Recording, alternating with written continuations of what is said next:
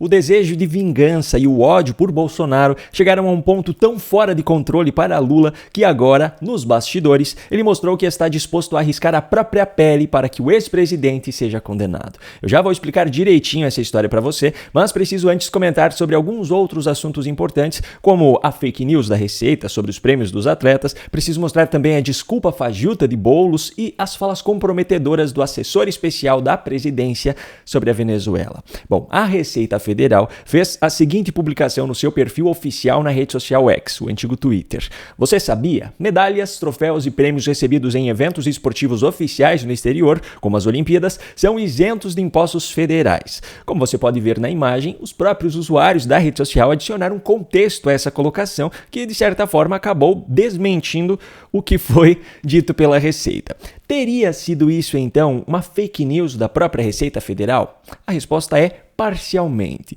De fato, as premiações recebidas pelos atletas em eventos oficiais no exterior, como é o caso das Olimpíadas, são isentas de impostos federais. Só que a forma como foi escrita essa afirmação passa um entendimento enganoso ao leitor, pelo seguinte: os medalhistas olímpicos, como você já deve ter visto em algum lugar, recebem uma premiação em dinheiro dos seus respectivos países. Esses valores variam de um país para o outro e também variam entre os esportes individuais e os esportes em grupo. No caso do Brasil, um atleta que conquistou a medalha de ouro em uma modalidade individual nas Olimpíadas de Paris, a título de exemplo, receberia uma premiação do Comitê Olímpico Brasileiro de R$350 mil. Receberia, porque na prática desse valor será deduzido o valor do imposto de renda. No caso desse valor, o imposto é de 27,5%. Portanto, o valor líquido que ele, atleta, receberá é de pouco mais de R$250 mil. Resgatando então aquela publicação da Receita, ela não mentiu sobre nenhum fato, mas omitiu um fato muito importante. A própria Receita, por sinal, emitiu nota oficial justificando a não isenção desse imposto de renda para os atletas olímpicos. E isso, por sinal, foi alvo de muitas polêmicas, porque realmente parece muito injusto que um atleta que conquistou por mérito próprio uma premiação dessa tenha que abrir mão de quase um terço dela em impostos. Só que, por outro lado, todos nós, cidadãos brasileiros, sofremos dessa injustiça também. Nós pagamos imposto de renda sobre a nossa renda, quando ela é acima da faixa de isenção, e quem recebe prêmios, como o da loteria, por exemplo, também paga esse imposto. Bom, Lula assinou uma medida provisória, que foi publicada no Diário Oficial da União nessa quinta, isentando os atletas medalhistas das Olimpíadas de 2024 do imposto de renda que incidiria sobre essa premiação em dinheiro. Mas agora eu quero saber de você que está assistindo.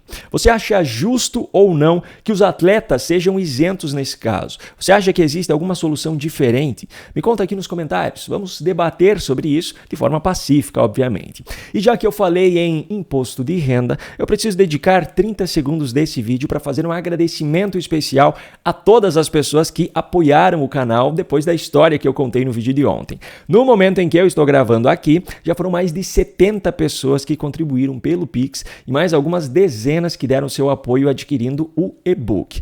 Muito, muito obrigado de coração e já não precisa mais, ok? Já deu para cobrir os custos e seria completamente injusto da minha parte continuar fazendo esse pedido. O que eu vou fazer agora é retribuir o apoio tentando entregar um conteúdo cada vez melhor nos vídeos aqui do canal. Se Deus quiser, no mês que vem a monetização já estará normalizada. Agora eu preciso mostrar a desculpa fajuta criada por Boulos para fugir da resposta sobre a ditadura venezuelana.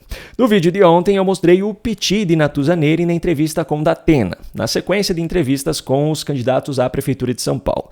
Depois de Datena, foi a vez de Boulos, e logo de cara ele foi questionado sobre a Venezuela. É uma ditadura ou uma democracia? Veja o que ele disse. Sobre Venezuela, o senhor considera que ali reside uma democracia ou uma ditadura? A Venezuela não é o meu modelo de democracia. Mas é uma ditadura?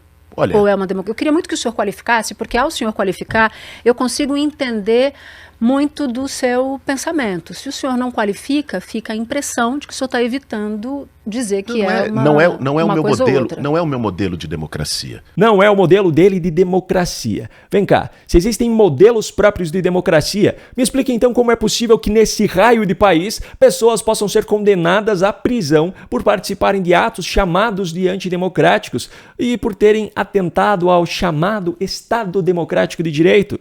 Como é que a justiça pode julgar julgar uma pessoa como antidemocrática se aquilo que ela praticou pode ser apenas uma defesa do modelo dela de democracia? E outra coisa, Venezuela não é o modelo dele de democracia. Não existe nada de democracia na Venezuela. Essa resposta é mais uma prova de que pessoas como ele defendem ditaduras. Mas a vergonha de Boulos não parou por aí. Além dessa desculpa patética, ele ainda fugiu covardemente da resposta, mudando de assunto. Em vez de Boulos, ele mostrou que ele é, no máximo, um cupcake. Se ficar comprovado que houve fraude nas eleições, se isso de fato se comprovar, não é? E o governo que exercitou fraude permanecer no governo, você não vai ter mais lá uma democracia. Definitivamente. Eu entendo. Agora, o que eu queria pontuar também, Natuza, eu sei que isso é importante, não vou me recusar a responder nenhum tipo de pergunta. Agora, a Venezuela está a 4.000 quilômetros de São Paulo. A 20 quilômetros daqui do estúdio da Globo, a gente tem o Córrego dos Freitas, lá no Capão Redondo, um problema histórico de saneamento. Só que esse comportamento, na verdade, foi uma legítima representação do grupo militante do qual ele faz parte. Outra cena parecida foi registrada na Globo News, quando o assessor especial do presidente Lula, Celso Amorim, foi recebido no Estúdio I. Lembra daquela história de que Lula disse ter ficado preocupado com a ameaça de banho de sangue feita por Maduro, antes ainda das eleições, e depois Maduro disse que quem ficou preocupado deveria tomar um chá de camomila? Pois é, Celso Amorim mostrou que ele e o governo Lula são completamente submissos a Maduro. Porque houve ali um ataque. Nós entendemos dessa forma, eu sei que muita gente no governo brasileiro não entendeu dessa forma, mas o Maduro dizendo que quem não estava gostando da situação poderia tomar um chá de camomila. Ele estava respondendo, na verdade, a uma fala do presidente Lula que tinha se dito assustado. Eu, pessoalmente, tomo chá de camomila há 20 anos, de modo que eu não me senti ofendido. Tomo chá de camomila há 20 anos, de modo que eu não me senti ofendido. A submissão daqueles que dizem ser defensores intransigentes da democracia continua ficando clara quando Amorim classifica a não apresentação das atas como lamentável. Eu acho que não é... Claro que é lamentável que as atas não tenham aparecido. Eu não estou dizendo isso agora, eu disse isso para o presidente Maduro. Eu estive com ele no dia seguinte da eleição. Amorim também disse que teme um conflito, ou melhor dizendo, uma guerra civil. Não sei, o pior cenário digamos, ficar nessa questão, condena um, condena outro, e você entra... Eu temo muito que possa haver um conflito muito grave. Eu não quero usar a expressão guerra civil, mas conflito muito. E temo muito. Teme, mas não faz nada para evitar. A postura do governo brasileiro contribui para que a única alternativa para o povo venezuelano seja essa. Afinal, ditadores não saem do poder por conta própria. Ditadores não se aposentam. Ditadores só saem do poder com a sua própria morte, ou sendo tirado do cargo por um golpe dos seus próprios aliados, ou em uma revolta popular que culminaria em uma guerra civil. As duas últimas alternativas normalmente têm como resultado a primeira.